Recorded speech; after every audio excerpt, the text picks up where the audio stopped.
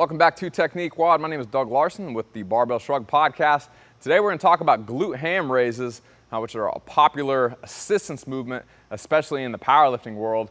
CrossFitters are kind of slowly picking it up. So what it looks like is it looks just like this.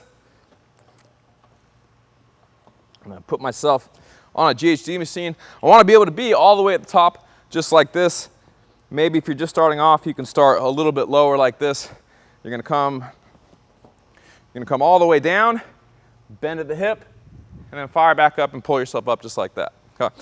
So for the most part, this is a hip extension followed by a knee, hip extension followed by a knee flexion. Very similar. If you look at it one more time, I bend at the hip, I extend the hip, and then I flex the knee like that. If you look at kind of what that looks like, so if I'm running, I extend the hip, and then I flex the knee, and I come back through. So it's very similar to running, actually. Not the exact same thing, but similar. Hip extension followed by knee flexion. And the most notable part about the movement is that you get a very strong hamstring contraction that actually flexes the knee rather than something like an RDL, where I'm using my hamstrings to specifically extend the hip. Excuse me. To extend the hip, I'm using my hamstrings to flex my knee. So that doesn't happen very often, really in a lot of sports, and it doesn't happen very often in CrossFit.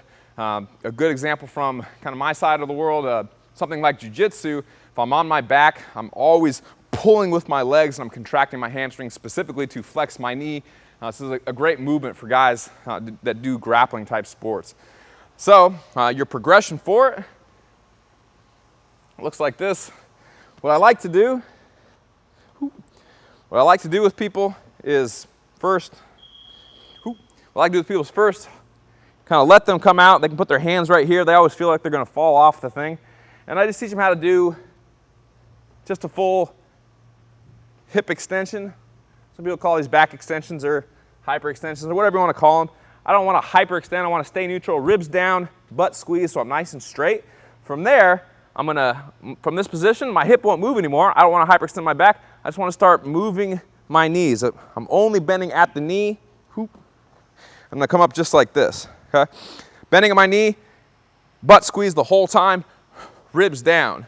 So it look like this in slow motion. I'm coming down, knee is straightening. Come to here, pop up, ribs stay down, butt squeeze. I never want to hyperextend on the way up. Okay? So a lot of people go like this. They'll come down and they'll hyperextend, which kind of shortens this lever arm and makes it feel lighter. It makes it so I don't have to use my glutes. They hyperextend, they come down to here, they round their back only just like this, and then they come back up and they hyperextend again, and then they bend their butt like this and they come up kind of like that. So you don't want to do that. It's a terrible technique. If you're a person that can't not do that, then what you're going to want to do is take a band, pull it over just like this. The more I pull the band over like that, the more help it's going to give me. I can come through, come down, and the band will help me up just a little bit. If I want less help, I can not pull it down quite so far. Okay?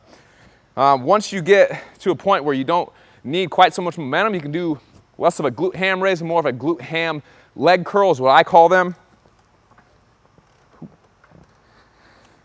Where I'm going to come down, squeeze my butt, shoulders back, ribs down. I never hyperextend. I'm going to go right down to straight and then pull myself right back up. Ribs stay down. I don't want to go like this and go like that. Okay? That's havoc on your back. Terrible. Okay? So you have two movements. The full glute ham raise where you go all the way to the ground, and then you have the glute ham leg curl using the band to scale, or other ideas for scaling. If I take a plate and I elevate the front on a couple of plates like that, if I raise the front, it'll make the movement a little bit easier. Conversely, if I take those out and I raise the back, it'll make the movement a little bit harder, especially at the top of the movement. Okay? So those are ways to scale that particular movement. So if you want to have a new exercise to train your hamstrings, this probably isn't something I'd metcon with necessarily, but a great movement to put as some type of assistance work at the end of your strength training. So If you have more questions about Glute-Ham Raises or the Glute-Ham leg curl, you can go to barbellshrugged.com, click the Ask a Question tab at the top of the page, and you can ask us a question with that very short survey, and we'll help you out. If you like this video or any of our other videos, make sure to share it on your Facebook wall by clicking share, and then the Facebook icon, and then also like it. Thanks, Shrug Thugs.